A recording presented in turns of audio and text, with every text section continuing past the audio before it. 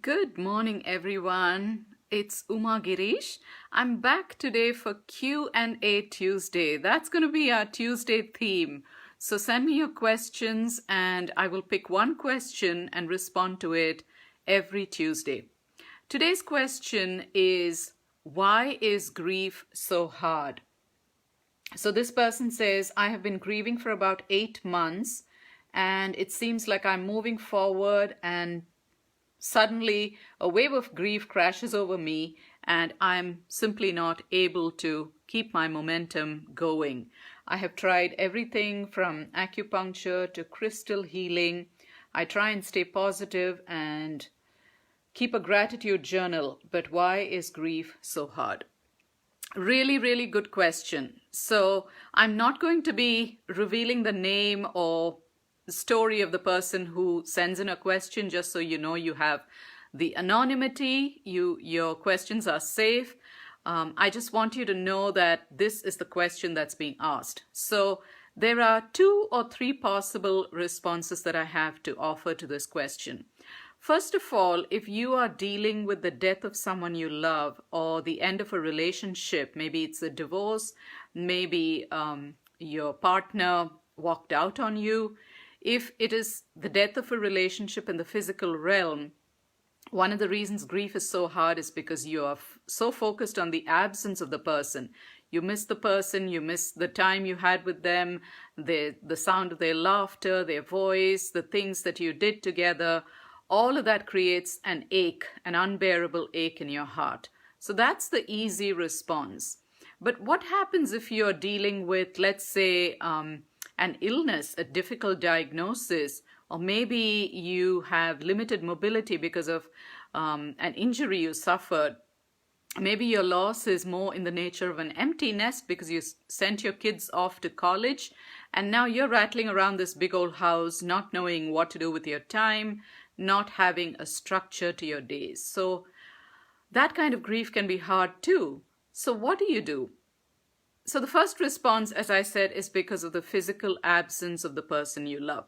My second response is that grief is a sacred rite of passage. Grief is a sacred rite of passage. Often we don't treat it like that, but that's what it is. Now think about other rites of passage you've been through. Think about marriage. After many years of doing it, you still have to wake up in the morning and renew your commitment, right? I've been in a 28-year-old marriage, but every single morning I have to wake up and commit to the relationship all over again. So does my husband. It takes understanding, patience, commitment, compassion, negotiation, all these skills to keep the marriage going. It's something we don't know when we get married. We don't know what skills it takes for us to navigate that journey.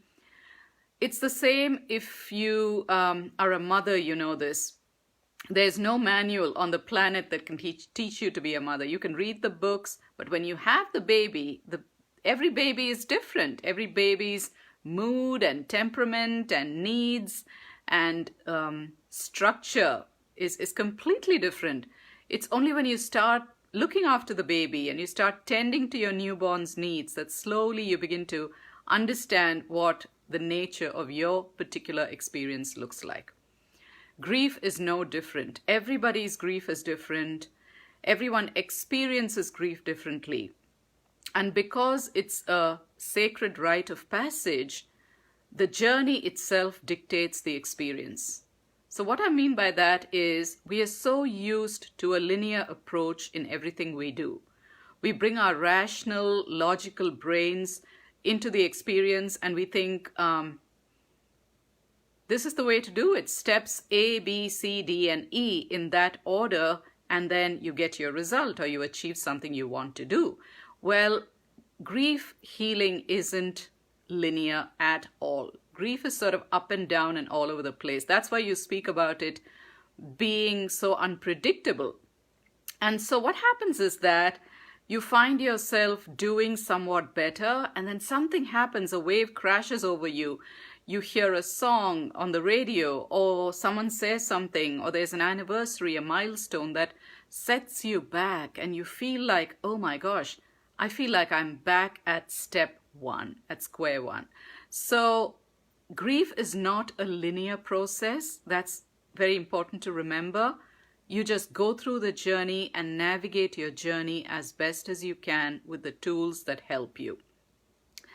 The next piece I want to say is grief is so hard because it takes away our sense of certainty. We are so attached to our certainty. We like to know how things will go from one moment to the next, from one day to the next. We make all these plans and schedules. We are attached to our clocks and calendars. We plan our life. We like to know what we are doing, where we are going, how stuff is going to happen. Grief takes away all of that. Because when we lose something we love or someone we love, we don't know how we're going to navigate that space. Grief takes away the possibility that life must go in a structured, orderly fashion. The unthinkable happened. And so it plops you in this space of you just have to do the next thing and the next thing and the next thing. And that's just how the journey goes. From my experience teaching this for over a decade now, I know that the people who come through loss onto the other side, knowing and feeling like they have a purpose, bringing their pain to serve the world, are people who learn to get comfortable with uncertainty. Unfortunately, that's the only way to do it. The more attached you are to certainty, the more afraid you are, the more panicked you are, the more grief takes away from you. So the only way to navigate the territory of grief is be okay with not being certain about things. Be okay with just being in the moment, being present to where you are, doing the thing that you need to do right now, not worrying about tomorrow or 3 days from now or a month from now. That's the best way to do grief. Wake up in the morning and say, how do I feel? How much energy do I have? What can I do now? What do I want to do now? What would be the most loving and kind thing I can do for myself today? How can I treat myself with compassion and care today?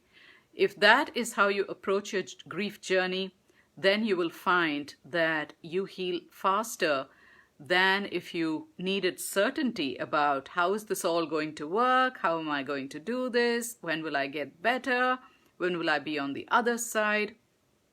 Because guess what? There are no answers.